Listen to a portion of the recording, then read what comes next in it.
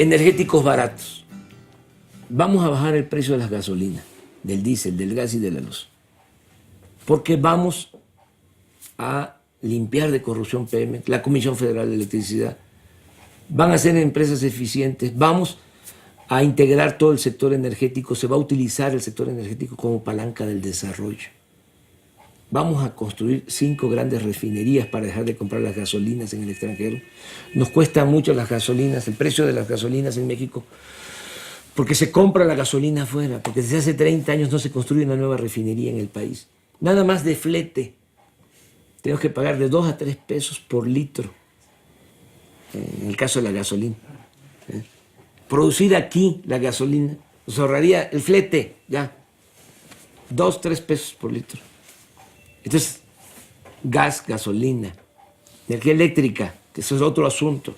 Están subutilizadas las plantas de generación de energía eléctrica del sector público. Las presas, me duele muchísimo lo que hacen. Inundan Tabasco porque no turbinan las hidroeléctricas de Chiapas, Angostura, Chicoacén, Malpaso, Peñita. Acumulan agua, no turbinan, para no competir con las empresas extranjeras que le venden la energía eléctrica a la Comisión Federal de Electricidad. Lo mismo en el caso de la gasolina. ¿Por qué no se hacen las refinerías? Ese es el sentido común de que es mejor darle valor agregado a la materia prima. ¿Qué es lo que se hace en México? Vendemos petróleo crudo y compramos gasolinas. Es como si vendiéramos naranja y compráramos jugo de naranja. Bueno, pues, ¿por qué se hace eso? Por el negocio de la compra de la gasolina. Más de 20,000 millones de dólares de compra de combustibles en el extranjero y nadie sabe quién compra. Yo ya más o menos estoy enterándome, porque estoy haciendo una investigación sobre esto. Se me hace muy extraño. ¿Quién compra? ¿Qué precio compra? Es un negocio.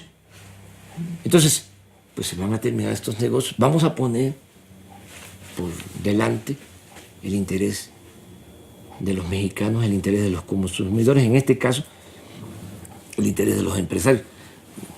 Un empresario de industria del acero, que necesita mucha energía eléctrica, paga el doble o el triple por energía eléctrica que en otros países. Entonces, no. O sea, vamos a bajar los precios de los energéticos y esto va a ayudar a la pequeña, a la mediana empresa, al comercio. Tenemos que rescatar el campo del abandono en que está. Tenemos que apostar a la autosuficiencia alimentaria. Producir. No se va a poder progresar si no se produce, si no hay empleo. El modelo que han venido imponiendo de apostar a la especulación financiera no es un modelo para el desarrollo. Lo estamos viendo, es un fracaso rotundo. Entonces, producción en el campo, generación de empleo, producir en México lo que consumimos, es un propósito. Y apoyar a la pequeña, a la mediana empresa, porque es la que más mano de obra genera. El 90% de los empleos los produce la pequeña, la mediana empresa, el pequeño, mediano comercio. ¿Cómo vamos a apoyarlos? Crédito. No hay crédito. ¿Sí? Y si hay, es muy caro. ¿Qué vamos a plantear nosotros? Que haya crédito y bajas tasas de interés. Aunque subsidiemos nosotros, como gobierno, parte del costo de interés. Porque lo que necesitamos es echar a andar la economía. Producir. Todo el que quiera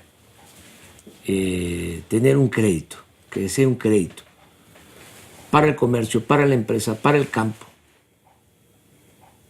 para talleres, para cualquier actividad productiva, va a tener acceso al crédito. Vamos a hablar con los banqueros, que no están dando crédito. Están viviendo de los intereses que les paga el gobierno. Vamos a poner orden en eso.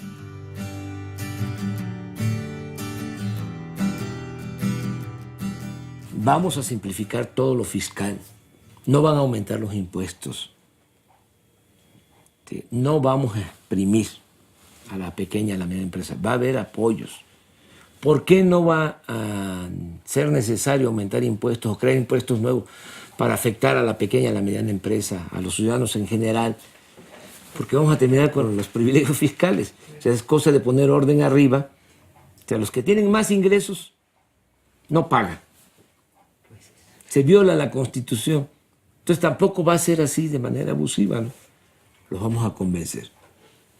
O sea, de que ya no podemos seguir así.